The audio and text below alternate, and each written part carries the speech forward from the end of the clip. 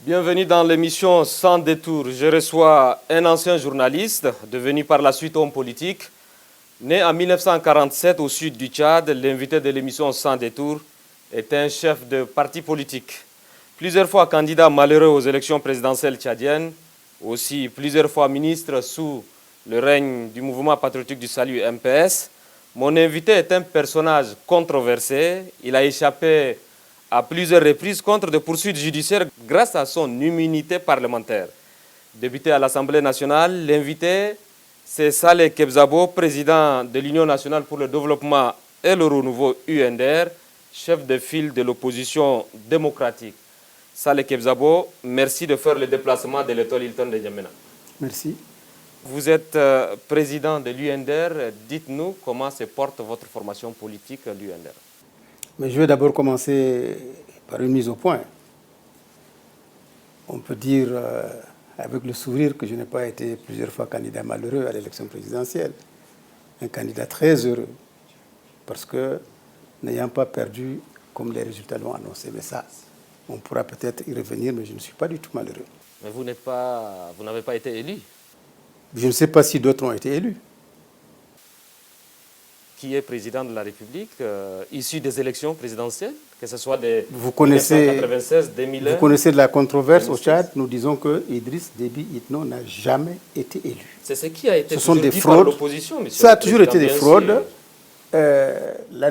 En 2016, nous avons été en mesure, pour une fois en Afrique, l'opposition de montrer les résultats, qui ne sont pas contestés jusqu'à aujourd'hui.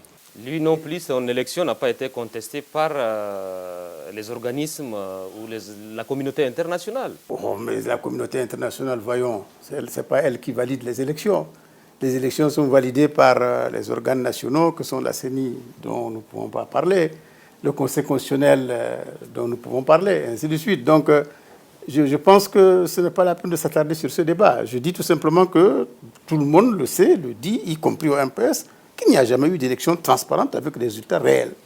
Et en particulier pour la dernière élection présidentielle, aller dans la rue demander à n'importe quel Tchadien qui a été élu, on ne vous répondra pas Déby. Mais cela étant. Mais ce qui est paradoxal, parce que la CENI est paritaire, vous avez vos représentants et puis par la suite... On commence direct, on va. La CENI paritaire, c'est ce que nous regrettons et je pense que ce débat reviendra sous peu parmi les acteurs politiques et sociaux pour qu'on rediscute un peu de l'administration électorale. Parce que nous avons eu plusieurs expériences de la CENI. Nous n'en sommes pas satisfaits. Et je pense qu'il faut maintenant qu'on remette les cartes sur table et qu'on voit quelle est véritablement la CENI qui, comme dans certains pays, je prends le Niger, je prends le Mali, ont des CENI indépendantes, permanentes, qui gèrent les élections sans qu'on lève le petit doigt. La dernière élection présidentielle au Nigeria a été gérée par une CENI dont je vous rappelle que le président a même été menacé. Il a tenu ferme. Il a amené les élections à leur terme. En 48 heures, ils ont proclamé les résultats. Personne n'a levé le petit doigt. Il faut qu'on y arrive. Il faut qu'au Tchad aussi, on fasse l'exercice d'avoir des hommes indépendants qui gèrent une élection, parce que c'est l'avenir du pays qui est en jeu. Lorsque, comme on le dit, nous, le président Déby est illégitime, et je dis qu'en sciences politiques, lorsque quelqu'un est illégitime, il n'est pas suivi. Illégitime sur quelle base, monsieur le président? Illégitime du fait qu'il n'a pas été élu. Mais vous dites qu'il n'a jamais été élu. En 1996, vous avez été déclaré comme troisième et vous l'avez soutenu lors des élections au deuxième tour. C'est ce qu'on appelle la réelle politique. Nous sommes au Tchad peut-être des légalistes plus qu'ailleurs, puisqu'il n'y a jamais eu d'émeute à la suite des élections. Mais je peux vous assurer qu'en 2016, si j'avais levé le doigt comme ça, il y aurait eu des émeutes au Tchad.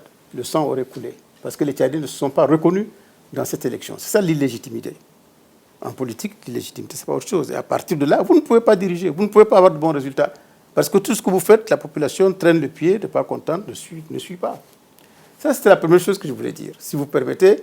La deuxième chose, quand vous me présentez en disant que j'ai échappé à la justice, je ne sais pas comment vous avez exprimé cela, et que j'ai échappé grâce à mon immunité parlementaire, ça veut dire que si je n'avais pas l'immunité, je serais en prison. Ce n'est pas vrai. La levée de l'immunité parlementaire est une procédure interne à l'Assemblée nationale. On met sur pied une commission qui examine les faits, voit si c'est vrai ou ce n'est pas avéré. Et je crois qu'à 2 reprises, mes collègues se sont rendus compte que c'était des Pourquoi vous vous êtes battu pour qu'on ne lève pas votre immunité? Parce que je me bats pour la vérité. Je me bats pour mon honneur. Je me bats pour ma dignité. Il serait mieux de la dire, cette vérité, devant la justice. Non, Pourquoi voulez-vous que j'aille devant la justice si c'est quelque chose qui est manipulé dès le départ? Ce dont nous savons qui est vrai dans notre pays, c'est que même l'indépendance de la justice est sujette à caution. Donc, je me bats au niveau de l'Assemblée nationale qui a l'autorité de le faire, de lever ou de ne pas lever l'immunité. L'Assemblée nationale, dont je n'ai certainement pas le contrôle, loin de là. Donc, mes collègues ont vu que c'était des histoires à dormir debout, des règlements de compte tout à fait personnels et politiques. Ils n'ont pas suivi. Et je pense qu'ils ont raison de ne pas suivre. Parce que s'il faut lever l'immunité d'un député chaque fois que vous avez des problèmes dans le quartier ou dans le village, on ne serait plus en République. Donc, ne dites pas que j'ai échappé à cause de mon immunité. La procédure interne à l'Assemblée a démontré que je n'étais pas du tout fautif et qu'il n'y avait pas de poursuite qu'on pouvait lancer contre moi. Espérons que cette immunité puisse durer pour vous préserver ou bien pour vous protéger de la justice. Non, mais dès que je ne serai plus député, si quelqu'un a quelque chose contre moi, il va en poursuivre. Mais comme personne n'a quelque chose contre moi, parce que c'est l'État transformé en agent qu'on a voulu manipuler contre moi, tout simplement. Mais moi, je suis... Oui, absolument. Ma vie est claire comme l'eau de roche. Je n'ai absolument aucun problème de quelque nature que ce soit. Je n'ai commis ni de crime économique. Ça veut dire que je n'ai jamais volé un franc à la République du Tchad. Et je suis fier de le dire. Vous avez été cité par un journal dans une affaire de trafic de drogue? Sans démonstration. Tout ça, c'est la cabale qu'on a montée contre moi. Ça participe de la même opération. Rappelez-vous qu'à l'époque où on a voulu me salir, j'ai mis au défi certains membres du gouvernement qui sont là encore aujourd'hui. Je leur ai dit, si vous pouvez un seul instant prouver que j'ai fait ceci ou j'ai fait cela, je me démets de mandat parlementaire. Et si vous n'arrivez pas à le démontrer, vous vous démettez de votre portefeuille de ministre. Ils n'ont fait ni l'un ni l'autre. Et ils sont restés ministres. Monsieur Saleh Kabzabo, vous êtes dans l'émission Sans détour. Si vous pouvez revenir à ma première question, comment se porte l'UNDR? Très bien, très bien. L'UNDR est l'un des partis qui se porte le mieux. Vous me posez la question au sortir d'une réunion annuelle du Conseil national qui s'est tenue à N'Djamena, à l'issue duquel vous avez entendu les résolutions, les recommandations. Nous nous sommes réunis 4 jours, 1 jour et demi pour la formation de nos militants, formation sur, par exemple, l'animation d'une réunion, l'organisation d'une réunion. On leur a appris comment il faut le faire, on a partagé ensemble cela. Une demi-journée aussi sur les textes de base du parti. On a expliqué à nos camarades quels sont les textes qui nous régissent en tant que parti politique, notre règlement intérieur, nos statuts. On a échangé là-dessus. Et je pense que nos militants ont besoin de cette formation. Et cette formation va se poursuivre sur d'autres thèmes, par exemple sur les lois électorales, sur la CENI, et ainsi de suite, même sur la République elle-même. Certaines règles de droit vont être apprises à nos camarades. Je pense que c'est utile. Lorsqu'un parti politique participe comme cela à la citoyenneté des citoyens, je crois que c'est important. Et nous l'avons fait, nous le faisons, nous le poursuivrons. C'est donc un des signes, je pense, de la vitalité du parti. Il n'y a pas beaucoup de partis qui peuvent vous le dire. Hein. Nous tenons notre conseil national chaque année. Nous avons notre congrès tous les 4-5 ans. Nous avons tous les organes du parti qui se réunissent régulièrement. Le bureau exécutif du parti se réunit tous les vendredis, qu'il pleuve ou qu'il vente. Les organes des provinces, bon, n'ont pas encore acquis cet exercice, mais se réunissent quand même. Et je pense que c'est ça la vitalité d'un parti qui, par la suite, participe à toutes les échéances électorales, comme on l'a fait, sauf celles qu'on boycotte de façon... Pourquoi vos activités, les activités de l'UNDR, sont beaucoup plus focalisées dans la capitale? Non, ce n'est pas vrai. Vous n'avez pas une vision nationale? Ce n'est pas vrai. Nous sommes le seul parti qui a organisé des congrès ailleurs qu'à N'Djamena. On n'a fait qu'un seul congrès à N'Djamena. Tous les autres congrès, on les a fait à l'intérieur du pays. Ce n'est pas vrai ce que vous dites. Il faut vérifier qu'avant de parler. Les activités d'un parti politique ne se résument pas seulement sur le congrès. Vous dites que les activités se résument à N'Djamena. Mais je vous dis, les activités comme celles-là qui sont visibles, qui sont les grandes réunions du parti, puisqu'on est parti du Conseil national. Le prochain, on a programmé qui va se tenir à Mongo l'année prochaine. Et donc, les autres activités, c'est au rythme du pays. Nous avons un pays où tout se passe à N'Djamena. Vous avez vu la superficie de la ville. Vous allez aujourd'hui jusqu'à Kelessim là-bas. Vous allez jusqu'à Lamadji, ou même Pont-Belilé. Vous allez jusqu'à presque Koundoul. Vous allez jusqu'à Mara. N'Djamena s'est étendu de façon exponentielle. Parce que tout le monde fuit la province, certains par insécurité physique ou alimentaire, d'autres pour des besoins d'études ou des besoins de chercher du travail. Tout est concentré à N'Djamena, malgré la grande proclamation depuis la conférence nationale qu'il fallait un État fortement décentralisé. Malgré les orientations données par la Conférence nationale pour que le Tchad soit un État fortement décentralisé, on n'a pas réussi à le faire. Et lorsqu'aujourd'hui, la plupart de nos activités se déroulent à N'Djamena, d'ailleurs, quel que soit le parti que vous preniez, de celui qui est au pouvoir, qui est censé avoir le plus de moyens pour aller ailleurs, jusqu'au plus petit, on est tous concentrés à N'Djamena.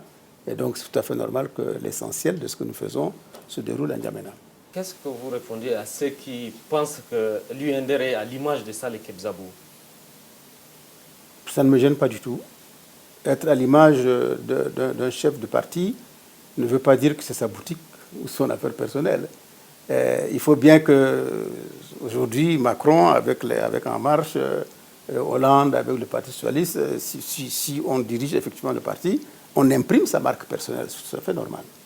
Ça ne me choque pas du tout. Donc à quand l'alternance ou le changement au sein de l'UNDR, parce que pratiquement vous êtes le deuxième président, ou soit 2 à 3 ans après la création de l'UNDR, vous êtes président, vous demeurez président. Je vous surprendrai peut-être en vous disant que la première fois qu'on a parlé d'alternance, c'était au congrès de 2003 à Bangor. J'ai posé le problème de l'alternance à mes amis, il y a 15 ans déjà.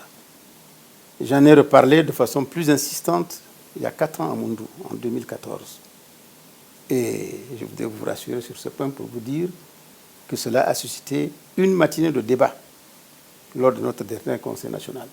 Donc ça veut dire que les militants ont le souci, à commencer par moi-même, de l'alternance dans notre parti. Et d'ailleurs, le mot alternance n'est pas approprié, parce que l'alternance suppose un changement de programme, d'orientation, et ainsi de suite. Non, il s'agit là tout simplement d'un réaménagement, de ce que j'appelais une revivification du parti, en lui apportant du sang neuf pour que les échéances, pour que les défis à relever, qui sont de plus en plus nombreux, le soient de façon plus efficiente par une équipe qui est à même de le faire, mieux qu'une équipe, disons, qui commence à être rattrapée par l'âge.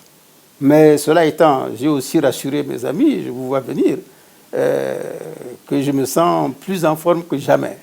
Après 26 ans de direction du parti, si je veux qu'il y ait un réaménagement, c'est pour que le parti puisse vraiment, dans la pérennité, poursuivre la lutte. Mais ce n'est pas parce que je me sens affaibli ou quoi que ce soit. C'est pas vrai. Je me sens d'ailleurs beaucoup plus fort, intellectuellement, physiquement, à tout point de vue, qu'au départ du parti. En vous accrochant à la présidence, je ne m'accroche pas. Est-ce que ce n'est pas... Je ne m'accroche pas. Je ne m'accroche pas. Le mot s'accrocher va convenir à d'autres, dans d'autres circonstances, si vous voulez qu'on y revienne tout à l'heure. Mais un chef de parti ne s'accroche pas à la direction du parti. Non, non, non. C'est un sacrifice. Ce n'est pas une partie de plaisir. Diriger un parti politique, surtout sous les tropiques, particulièrement en Afrique, ce n'est pas une partie de plaisir. Je ne veux pas en dire plus. Monsieur Saleh Kebzabou, aux dernières élections de 2016, vous avez obtenu un score de 12,77 contre presque 60% de votre adversaire, le candidat de l'Alliance, Idriss Déby Itno. Comment expliquez-vous ce faible score? D'abord, je voudrais vous dire que moi aussi, j'étais à la tête d'une alliance. Le nombre n'est peut-être pas aussi impressionnant que celui de mon adversaire, mais moi aussi, j'étais à la tête d'une alliance. Donc, prochainement, il faudra que vous en teniez compte si vous parlez de l'autre qui a une alliance. Mais nous, on ne manipule pas l'alliance pour justifier une victoire. Je n'ai pas fait un score faible. Je l'ai dit au début de cette émission. Que le score que j'ai réalisé en 2016 était beaucoup plus élevé que celui que la CENI a fourni. Vous êtes là dans les chiffres de la CENI, validés par le Conseil constitutionnel, dont nous savons qu'il est là pour valider ce que Déby veut faire. Mais si on veut être un peu plus sérieux, voyez-vous, et qu'on observe l'évolution des choses et les faits eux-mêmes, vous retiendrez que nous avons tenu une conférence de presse, les 6 candidats de l'époque, le G6 comme on l'a appelé. Nous avons annoncé, donné nos chiffres, et nous avons attendu qu'on nous contredise. Et de ces chiffres-là, je me permets de vous rappeler que Kebzabou est venu en tête avec 33%. Sur quelle base? Sur la base des PV qui aujourd'hui existent, sont mis dans un coffre-fort en lieu sûr. Le moment venu, on les ressortira. À l'inverse de mes contradicteurs du MPS, qui n'ont aucun document à vous présenter. Ils n'en ont pas. Est-ce que vous avez le moyen d'avoir toutes les informations et tout ce qui est comme chiffre dans tous les bureaux sur l'ensemble du territoire national. Je vous dis que sur la base des documents dont nous disposons, j'ai quand même fait un peu cette petite précaution pour qu'on ne m'accuse pas demain d'avoir dit autre chose, ce que vous commencez à dire. Tout comme nos adversaires n'ont pas non plus, malgré les moyens dont ils disposent, la capacité de vous fournir tous les documents qu'ils ont sur la dernière élection. Ils ne l'ont pas. Mais comment, vous n'avez pas accès sur l'ensemble des Nous, on en avait bien, chiffres je suis d'accord avec tout. Oui. Nous n'avons pas eu accès et on expliquera cela. Mais eux, qui disent avoir eu accès à tous les bureaux de vote, n'ont pas les documents avec eux. Ils ne les ont pas parce qu'ils les ont trafiqués. Ils ont trafiqué les résultats avec la CENI. Ces documents appartiennent à la CENI, qui est ils les ont trafiqués. Ils les ont trafiqués en amont. La CENI a reçu des documents qui sont faux, les a avalisés. Maintenant, on revient demander au MPS et à ses alliés où sont les documents électoraux, ils ne les ont pas. Ils ne les ont pas. Mais il n'appartient pas au MPS de garder des documents électoraux. Où sont les leurs? C'est plutôt l'institution. Où sont les leurs? Nous, on a les nôtres. Où sont les leurs? Parce que justement, quand on va aller document contre document, nous, on va sortir nos documents. Nos documents... Vous n'avez pas fait recours au Conseil constitutionnel? Nos documents pêchent par le fait qu'on n'a pas les documents à 100%. À quand vous allez faire sortir ces documents? Parce que dès lors qu'il y a une institution qui est chargée de trancher cette affaire judiciaire, vous ne les avez pas fait ressortir. Non, ils étaient disponibles au moment de l'élection. Quand nous avons fait la conférence de presse pour donner les résultats, nos documents étaient disponibles. On n'a pas donné des chiffres en l'air. Nous avons dit que nous pêchons par une faiblesse. C'est celle de ne pas avoir tous les chiffres. Parce que même si on était présent dans les bureaux de vote, je vous rappelle qu'au niveau d'une certaine ligne qu'ils ont tracée au-dessus de N'Djamena, nous avons été renvoyés de tous les bureaux de vote. Tous les bureaux de vote. À 90%, nos représentants, nos délégués ont été renvoyés des bureaux de vote pour laisser au MPS le soin de faire la salle besoin. Récupération des PV, récupération des urnes même, dans certaines localités, pour en faire ce qu'ils veulent. Les PV qui manquaient, qu'ils ont récupérés, qu'ils ont ramenés en fin de journée, et que la CENI a validé. Mais c'est le discours de tous les jours, le discours de l'opposition. À chaque élection, l'opposition a toujours contesté les élections, les résultats des élections. Non, je vous ai dit au début que c'est pour la première fois qu'au Tchad, on ne se contente pas de dire qu'il y a eu fraude. On a démontré la fraude en montrant quels sont les vrais résultats. Kebzabo en tête, suivi de Laocoin Médard, troisième Al-Habo, quatrième Idriss Déby. On va aller au ciel, on va redescendre, on va dans 100 ans, on reviendra. Ces résultats sont ceux que nous avons donnés et qui sont vrais. Et c'était la première fois, j'ai interpellé les Africains, c'était la première fois qu'en Afrique, l'opposition donne ces résultats chiffres en main. Je vous dis qu'à ce jour, on ne nous a pas contesté. Hein. Ils se contentent de dire que non, mais comment ils n'ont pas de résultats. Ce n'est pas vrai, mais eux, ils ne les ont pas.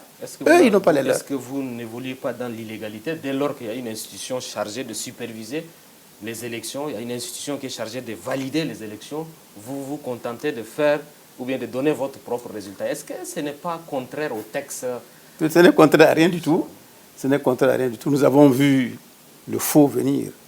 Rappelez-vous ce jour des résultats de la CENI. Est-ce qu'on ne vous a pas vu engagé dans une ambition de troubler l'ordre public? Non, absolument pas. Si vous voulez utiliser tous les moyens pour Non. Si on voulait le faire, on l'aurait fait. Je l'ai dit au début, je reviens là-dessus. Mais je voudrais d'abord finir mon propos pour vous dire que la CENI elle-même n'était pas exempte de fraude.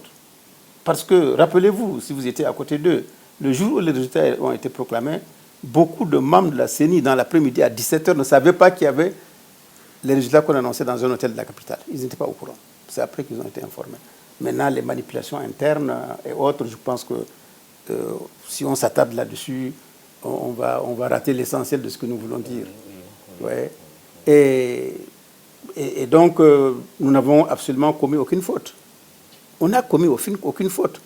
Je vous rappelle que, je vais vous dire quelque chose de très important que j'ai dit, peut-être que vous n'avez pas noté.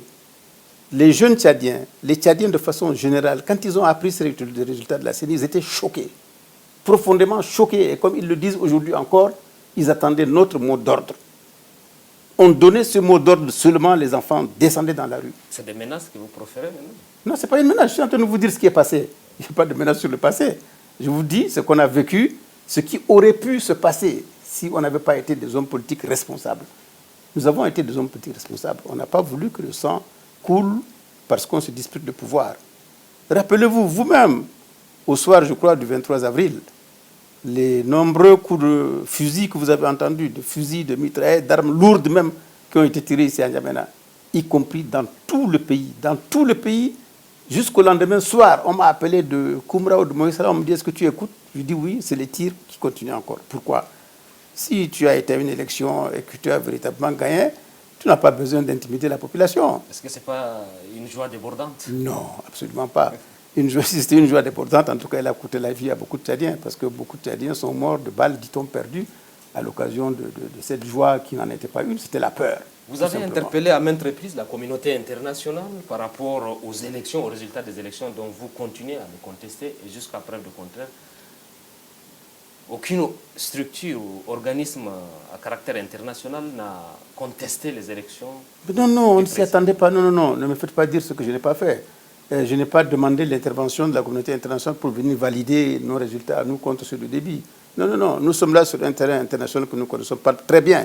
Nous maîtrisons très bien. Tous les 6 candidats qu'on était, les principaux en tout cas, ont exercé de hautes fonctions dans ce pays. Nous ne sommes pas des hommes irresponsables. On ne demande pas à l'étranger de venir nous faire élire. En tout cas, je ne le ferai jamais. Les élections sont faites par les Tchadiens, pour les Tchadiens, avec les Tchadiens. J'ai toujours dit ça. Je ne m'attends pas à ce que Macron ou un autre quidam américain ou qui vienne voter à la place des Tchadiens. Ce n'est pas vrai. Si vous dites ça, c'est faux. Ce n'est pas notre sentiment. Nous demandons tout simplement à la communauté internationale qui s'y plaît, lorsqu'elle doit financer les pays, elle finance les élections, le moins qu'on puisse faire quand on finance une opération, c'est d'avoir de la régularité et de soutenir ce qui se dit de façon claire et transparente. Dans l'avenir, qu'est-ce que vous proposez lorsque vous acceptez de mettre en place une structure, une organisation telle que la CENI pour organiser et superviser les élections, et par la suite vous contestez les travaux faits par la CENI? Dans l'avenir, qu'est-ce que vous proposez? Mais l'avenir, vous n'avez plus confiance à... L'avenir n'est pas très loin. L'avenir, c'est dans quelques mois. On doit aller aux élections, notamment législatives, peut-être, puisque là même, on n'est pas encore tombé d'accord là-dessus, parce que l'exercice de la démocratie, c'est aussi le respect mutuel, le respect des adversaires, les écouter, rechercher le consensus, pour qu'ensemble, on aille vers une direction précise dans l'intérêt de notre pays. Ce n'est pas ce que le président Déby fait. Il est resté dans son coin, interpellé par la France l'année dernière. Le Quai d'Orsay, après la réunion de Paris, des bailleurs de fonds, l'a rappelé à l'ordre en lui disant « il nous faut un calendrier électoral, notamment des législatives dans votre pays ». Donc c'est maintenant qu'il annonce qu'on ira aux élections en novembre. Je dis non.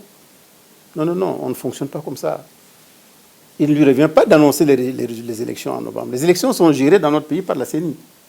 C'est la CENI qui se réunit, élabore son calendrier et demande au gouvernement de signer un décret pour annoncer que les élections auront lieu à telle date. Mais ce n'est pas le bon plaisir du prince. Ce n'est pas un bon comportement. Ça nous met déjà en porte-à-faux avec un certain nombre de choses. Le forum, on y reviendra, a aussi chamboulé le pays. Il faut quand même que notre nouvelle administration, dont on sait que l'ancienne a déjà été incompétente à tout point de vue, puisse reprendre ce pays en main avec la nouvelle restructuration administrative qui va advenir. Si par malheur pour le Tchad, la Constitution venait à être adoptée, le pays va être chamboulé. Pourquoi par malheur? Le pays va être chamboulé et il faut quand même que le petit bout de consensus qui reste entre nous soit maintenu. Regardez ce qui se passe dans les autres pays qui n'ont pas les mêmes problèmes que nous. Vous avez écouté tous ces jours-ci, au Burkina Faso, le président Roch a un projet de constitution en main, très consensuel. Maintenant, où faut-il le passer? Chez eux, une assemblée nationale qui est légitime ou pas, lui, il dit qu'il faut aller au référendum. Donc ça veut dire qu'il veut que les actes posés relèvent d'un consensus le plus large possible par la population. Pourquoi est-ce que nous, on ne peut pas faire ça? Est-ce que cette procédure n'est-il pas inscrite dans la Constitution? Laquelle? La modification de la... Elle est inscrite, même au Burkina, elle est inscrite. Même au Burkina, elle est inscrite. Au Sénégal, où les députés se sont boxés la semaine dernière. Pourquoi est-ce que vous voulez absolument que ça soit à l'exemple des autres pays? La procédure, non, pas du tout. Je vous cite l'exemple de pays de même niveau que le Tchad, à tout point de vue, qui passent par des voies beaucoup plus normales. J'étais en train de vous citer un exemple contraire, celui du Sénégal, où une disposition importante vient d'être modifiée par l'Assemblée nationale. Mais les enjeux ne sont pas les mêmes. Vous voulez qu'on parle de ça? Allez-y. Bien. Les enjeux ne sont pas les mêmes. Au Tchad, du jour au lendemain, on va changer de république. On va passer à la 4e république. Pour quel motif? Pour quelle raison? Quels sont les problèmes graves qui sont posés à notre pays pour qu'on proclame comme ça qu'on va changer de république? Le changement d'une république relève d'une situation gravissime où les acteurs politiques et autres se retrouvent pour chercher les solutions, pour régler les problèmes de leur pays ensemble. Et c'est à partir de là qu'on peut estimer qu'une république peut être changée. Notre constitution a été chamboulée de fond en comble. J'ai un rapport comparatif qu'un juriste m'a fait, de l'ancienne et de celle qui est en cours à l'Assemblée, mais la refonte, elle est importante. C'est une refondation de notre pays qui est en train d'être faite. Mais si le président Déby avait un peu plus de respect pour les hommes politiques, et surtout s'il avait beaucoup plus de respect pour les Tchadiens, c'est aux Tchadiens qu'il va s'adresser. Et non pas à cette Assemblée nationale, dont les membres se sont réunis à la fin de leur mandat pour s'autoproclamer encore député aujourd'hui pour 3 ans. Vous êtes aussi député? Je suis, tout le monde sait que je suis député. Je dis que je suis dans une assemblée qui aujourd'hui exerce de façon illégitime. Et vous continuez à exercer? Et j'exerce, bien entendu. Bien entendu. Pourquoi est-ce que je ne le ferais pas? C'est pour garder des avantages par rapport à... Pas uniquement, c'est parce que pour le moment, c'est par cette assemblée qu'un certain nombre de choses passent, que les débats peuvent avoir lieu. Et donc, moi, je finis mon propos pour dire que lorsque on apporte des modifications, des changements aussi importants dans un pays, il faut avoir le courage d'aller au référendum. On ne va pas à l'Assemblée nationale. C'est ça le grand débat à l'heure actuelle. Ça change quoi? Mais ça change la légitimité de ce que vous êtes en train de faire. Quand vous-même, président, on vous dit que vous êtes illégitime. Lorsque vous passez par une Assemblée nationale... Vous parlez de l'illégitimité du président Idriss Déby. S'il vous plaît. Pourtant, vous êtes aussi député à l'Assemblée nationale. Si vous permettez, oui. On a déclaré qu'il est illégitime. Nous avons trouvé que le forum est illégitime. Nous disons que l'Assemblée nationale actuelle, avec 3 ans de plus que les 4 prévus par la Constitution, est illégitime.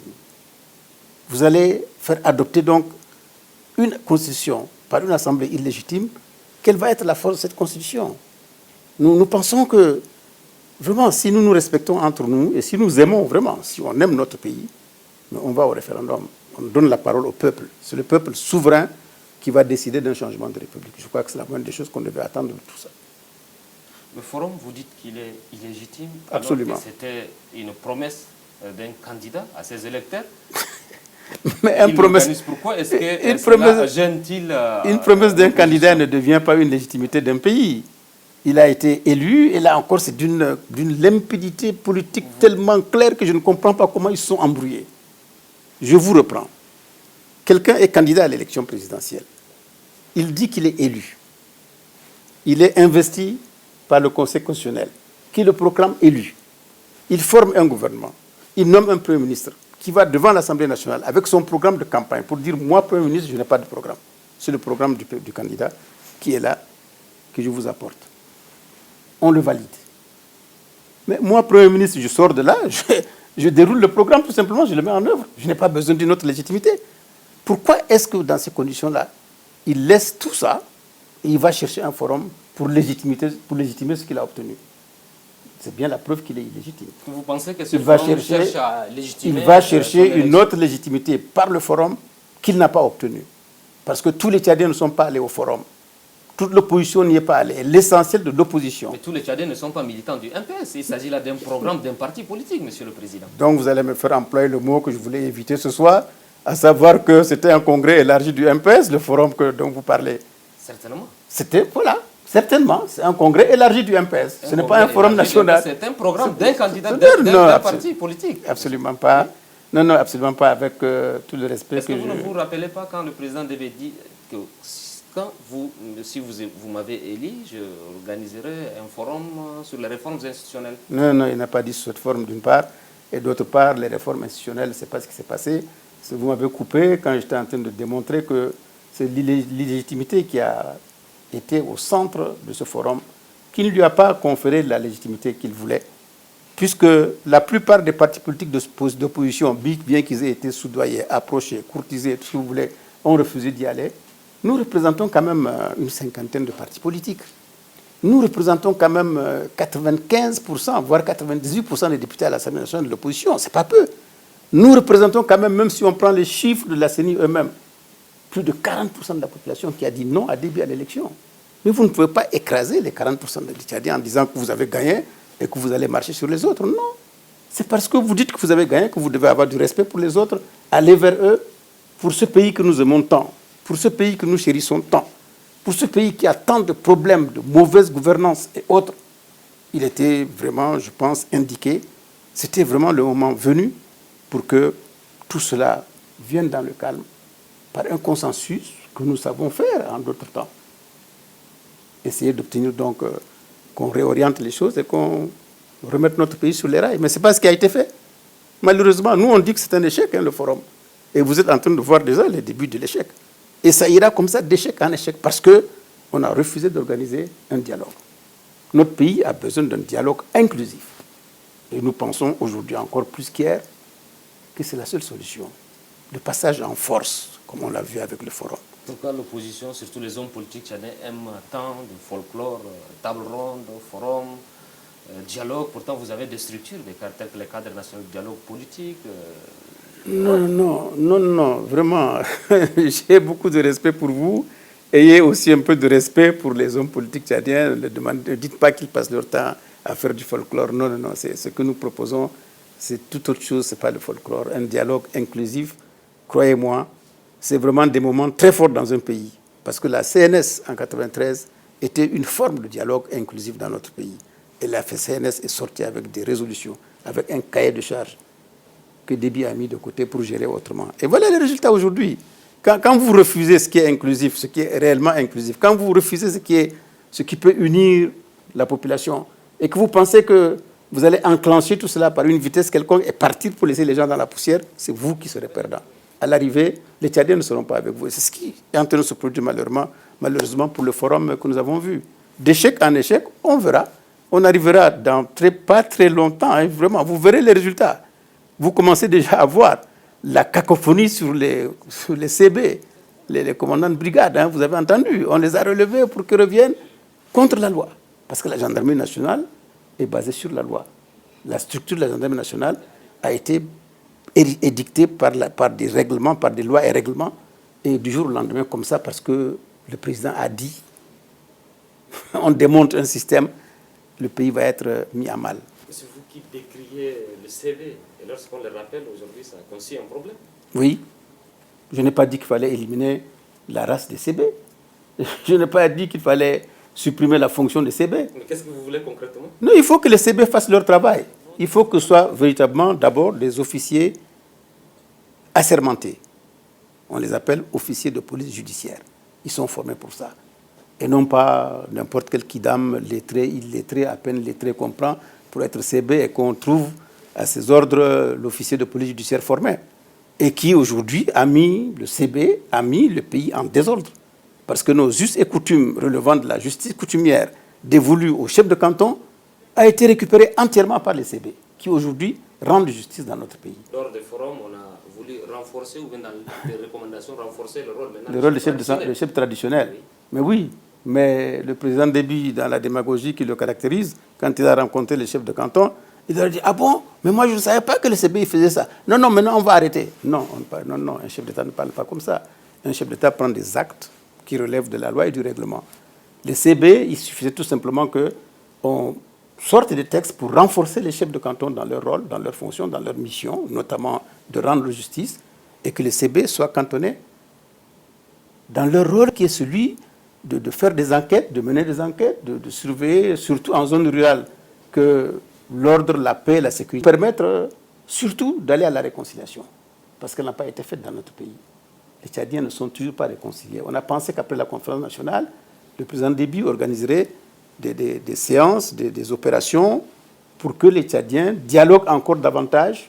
Ceux qui ont volé, tué, ceux qui ont offensé vont demander pardon aux autres. On va tous se pardonner et ce pays va repartir sur de nouvelles bases. Ça, on ne l'a pas fait. Ça reste à faire. Et au lieu de cela, ça s'est même aggravé. Aujourd'hui, les communautés s'affrontent plus qu'avant. Le tribalisme est exaspéré dans notre pays, le régionalisme. les problèmes éleveurs, cultivateurs, tout ça. C'est entretenu. Merci de m'employer le mot. La part de responsabilité aussi des hommes politiques. Non, je ne me sens absolument responsable de rien du tout. Dans ce domaine-là, rien. Je suis blanc. J'ai l'impression qu'il y a beaucoup plus, on soutient beaucoup plus une partie souvent. Les conflits agriculteurs-éleveurs, les conflits intercommunautaires, tout de suite un homme politique sort, dénonce, dit telle communauté. Citez-moi. De manière globale. Non, mais citez-moi un fait que j'ai fait. Moi, je n'ai jamais fait ça. La plupart des hommes politiques que je connais ne sont pas intervenus dans les conflits pour opposer les Tchadiens les uns contre les autres. Non, ce n'est pas dans notre intérêt. Pourquoi voulez-vous qu'on fasse ça? Moi, je suis content quand je retourne dans mon pays natal, que je vois tout le long de la route des éleveurs qui ne sont peut-être pas forcément du Nord, parce que nous sommes une région où il y a beaucoup d'animaux, beaucoup de bœufs, que je vois qu'il y a une coexistence pacifique entre tous ces gens-là. Ça a été, chez moi, ça a toujours existé. Et ce n'est pas aujourd'hui qu'on va casser cette façon de vivre. Mais malheureusement, sous le régime de Déby, nous sommes en train de nous affronter. Il n'y a pas un jour au Tchad où il n'y a pas d'affrontement intercommunautaire. En tant que leader politique, votre responsabilité est également engagée. Absolument dans pas. le règlement des conflits. Absolument pas. Dans la sensibilisation. Absolument pas. La sensibilisation, on l'amène au niveau de nos partis politiques respectifs. Nos militants savent à quoi s'en tenir. Et vous trouverez rarement les militants des partis politiques dans cette affaire-là. En tout cas, ceux de l'opposition, je vais dire. Vous trouverez toujours, principalement ceux du MPS, malheureusement pour nous. Et ça doit donner à réfléchir. Revenons encore sur la gestion de la crise économique et financière que le Tchad a traversée à travers de mesures que le gouvernement a prises, telles que les 16 mesures, les abattements sur le salaire. Moi, je pensais que ça fait déjà partie du passé et qu'on n'en parlerait plus. Si vous étiez aux commandes? Non, mais dès que ces mesurettes, comme on les a appelées, ont été prises, nous avons dit que mais ça ne règle pas les problèmes du pays. Et vous avez vu ce qu'il en est résulté après. Les problèmes du Tchad, ce n'est pas dans les 16 mesures. On a toujours l'art de rouler à côté des problèmes. On laisse les problèmes, on va par là-bas, on dit qu'on est en train de régler, mais on ne réglera jamais rien. Il faut prendre les problèmes de face. Le gros problème que le Tchad a affronté, je vous l'ai dit, c'est la gouvernance.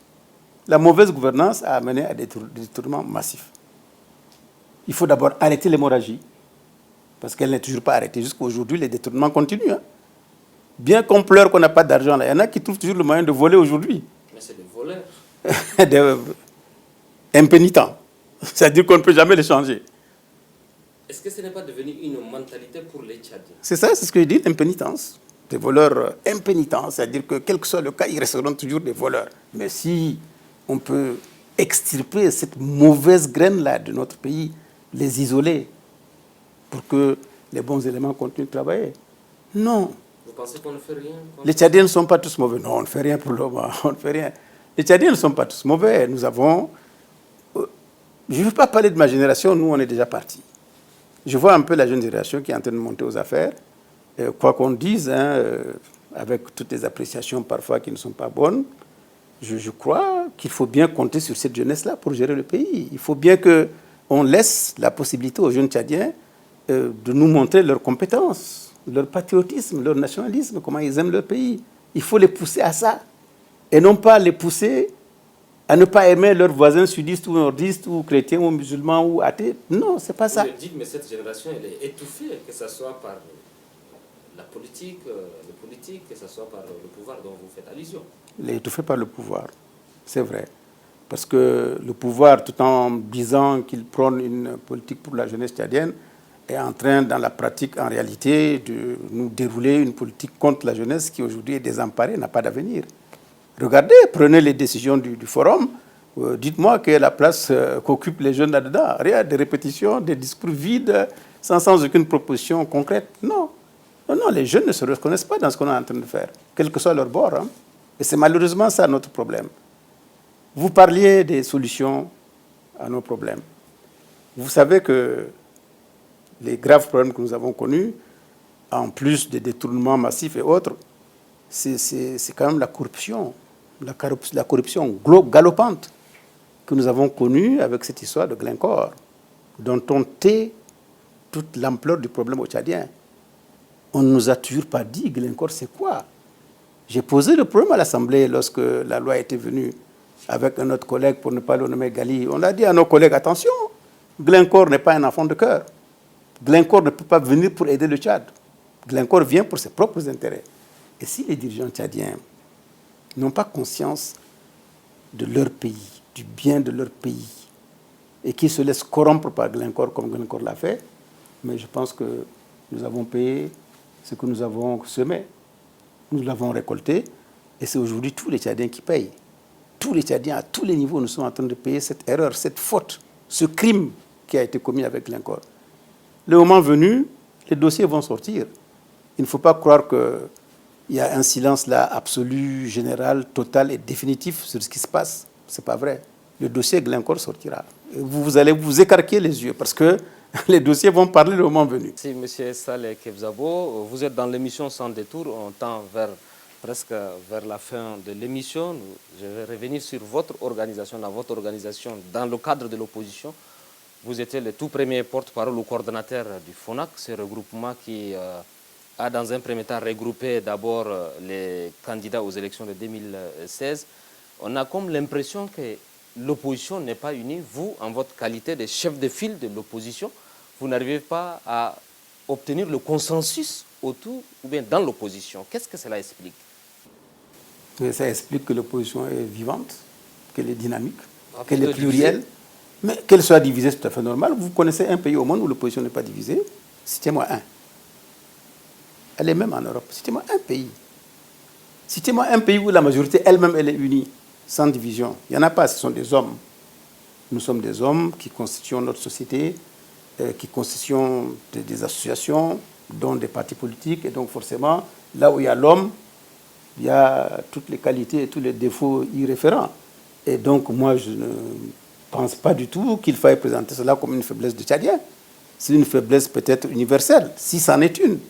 Je ne pense même pas que c'est une faiblesse, tout à fait normal que des hommes et des femmes d'horizons divers qui se retrouvent ne partagent pas toujours le même point de vue, et même s'ils le partageaient, qu'ils aient de temps en temps quelques déviances dues à l'ego, dues aux intérêts, dues, et ainsi de suite. Moi, je pense que c'est tout à fait normal. Maintenant, vous parlez du chef de l'opposition que je suis. Je ne le suis pas par décret, je le suis par la loi. Et ça, les Tchadiens l'oublient souvent. Le chef de l'opposition, c'est le responsable d'un parti qui a le plus de députés à l'Assemblée nationale. Tout simplement.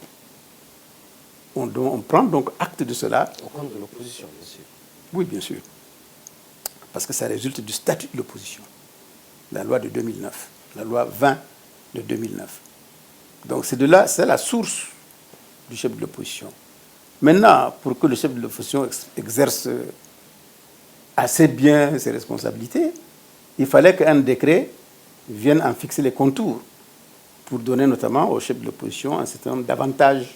Le décret d'application qui a été signé par le même Idriss Déby prévoit un cabinet, prévoit quelques moyens de travail qui n'ont jamais été mis en œuvre. Jamais.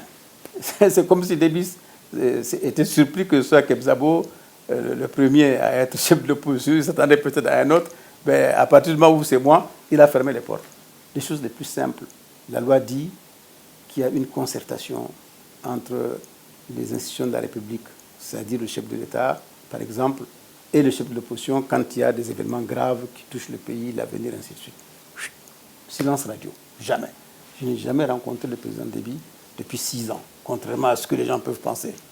Il ne veut pas me voir en peinture, parce que je suis le chef de l'opposition et autres, peut-être, mais ce n'est pas normal. Vous voyez que... Vous rencontrez, vous êtes prêt à aller le rencontrer? Mais c'est le président. Le président m'appelle de par la loi, on doit se rencontrer, j'irai le voir. Si on doit se dire des vérités, on le dira entre les yeux, il n'y a pas de problème. Ça veut dire que vous êtes un homme d'ouverture, vous êtes prêt? Là, je l'ai toujours été.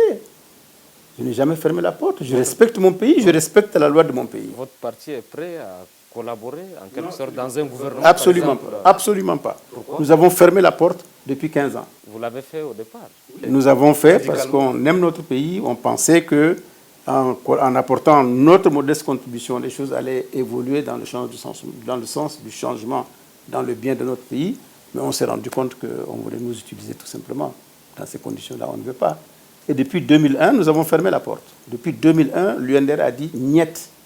Aucune collaboration gouvernementale avec Déby. Et je pense que nous avons pris une bonne décision. Est-ce que vous ne vous repliez pas sur vous-même? Est-ce que ça n'a pas de conséquences? Sur quoi? Vous vous repliez sur vous-même. On ne se replie pas. Non, non, non. Si, on a des ouvertures dans l'opposition. Vous avez dit tout à l'heure que j'ai dirigé le FONAC. Vous pouvez ajouter que j'ai d'abord dirigé la CPDC avant ça. Après la disparition de Ibni, c'est moi qui ai dirigé la CPDC pendant plus de 5 ans. Puis, après les dernières élections, j'ai dirigé le FONAC. J'ai contribué à la création du FONAC. Je suis tout à fait ouvert dans l'opposition au sein de laquelle mon parti aujourd'hui exerce l'activité. Ce n'est pas une radicalisation, je suis désolé, ce n'est pas une radicalisation, c'est juste un exercice normal de nos activités. Ce n'est pas parce que je refuse de collaborer avec Déby ou avec le MPS que je suis radical, non, absolument pas. Ils trouveront dans l'opposition ailleurs des gens qui vont collaborer avec eux. J'estime que collaborer avec eux n'apportera rien, ni à nous-mêmes, ni à notre pays. Or, une collaboration, un gouvernement d'ouverture, un gouvernement de consensus, un gouvernement de dialogue, c'est pour faire avancer les choses pour notre pays, pour le Tchad. Mais vous allez là-dedans, on cherche à vous écraser, on cherche à vous humilier. Je ne suis pas du tout... Non. Oui, quelquefois on c'est vrai. C'est réaliste. Non, pas irréaliste. C'est vrai, je suis exigeant pour le Tchad. Le Tchad doit être exigeant. Je suis exigeant pour mon pays, ça c'est certain. Si c'est dans ce sens-là, je suis même fier d'être exigeant pour que le Tchad soit un pays vraiment qui soit ailleurs qu'il ne l'est aujourd'hui. Vous prenez tous les indices, hein, tous les indices.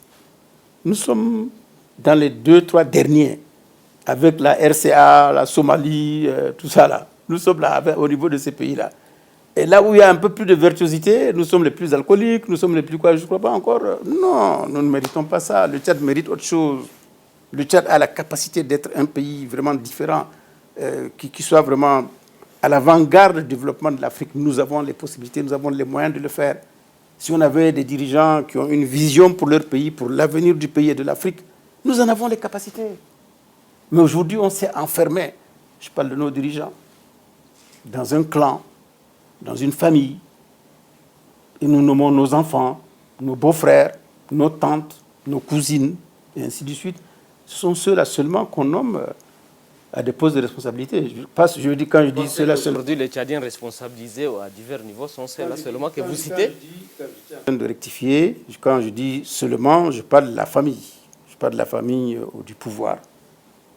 Toute la famille du pouvoir est aux affaires. Il n'y a pas un chômeur dans la famille du pouvoir. Pendant que les autres enfants... C'est pas trop fort ce que vous dites? On peut vérifier, non? Moi, si je fais ça, je sors, je vais sortir la liste, hein, je ne vais pas le faire. Non, nous savons, vous savez. Les Tchadiens savent ce que je suis en train de dire. Les décrets vont encore tomber. C'est toujours leurs enfants. Les nôtres, là, ils vont au chômage. Ils ont les mêmes diplômes, peut-être même meilleurs. Nos enfants sont au chômage. Ça, c'est pas bien dans un pays. Des injustices à ce niveau-là, c'est pas bon. Et lorsque nous disons, sans méchanceté aucune, que ces gens-là, leurs familles sont à l'abri sur au moins un siècle, c'est vrai. C'est vrai, pendant que nous, on n'est pas à l'abri même sur 1 an. Donc ça pose des problèmes. C'est cette gestion variée, cette gestion qui est vraiment à géométrie variable, uniquement dont on doit profiter des familles proches du régime, c'est pas bon. Il faut que notre pays reparte sur d'autres bases et nous en avons les ressorts, on peut rebondir, mais avec Déby, niet, ça ne viendra pas.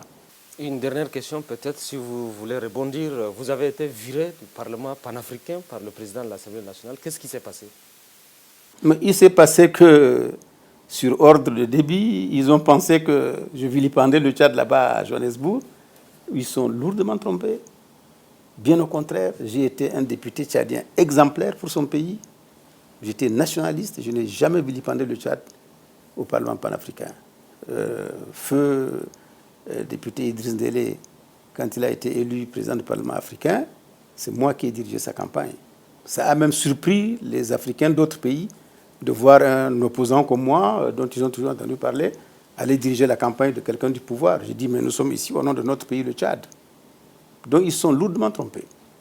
Ils ont donc décidé de prendre cette sanction anormale, que je n'ai pas contestée.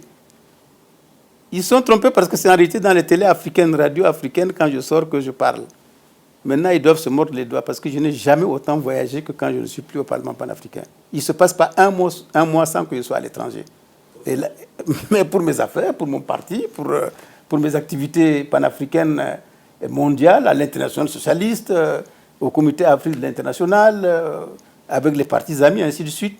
Dès que j'entre dans un pays, j'ai les antennes. Je parle, puisque les vôtres nous sont fermés, parce que je voulais qu'on en parle à la fin, si vous permettez. J'ai accepté de venir à cette émission pour plusieurs raisons. Nous avons discuté, vous et moi, au téléphone. Mes préalables, vous les avez entendus.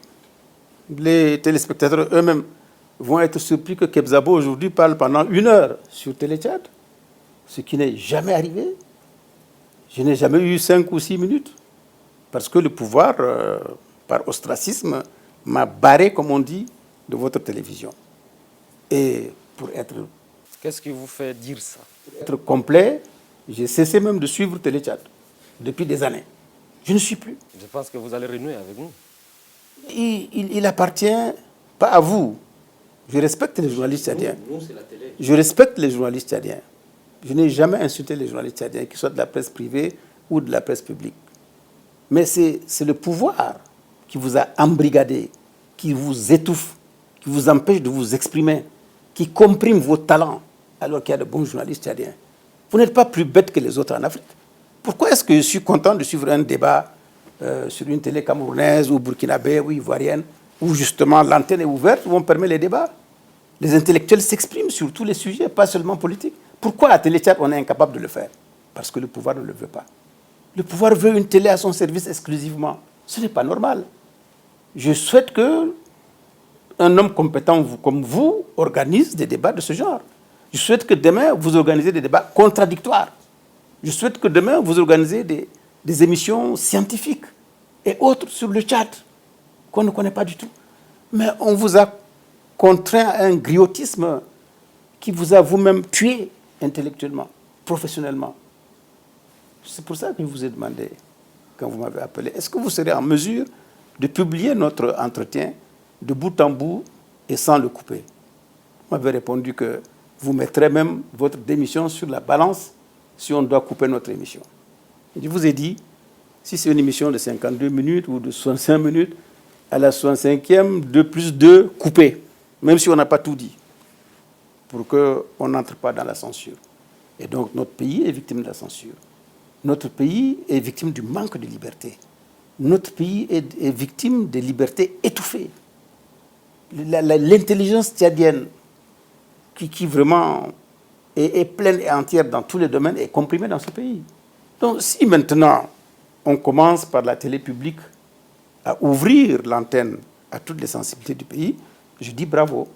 On n'attend pas autre chose que cela.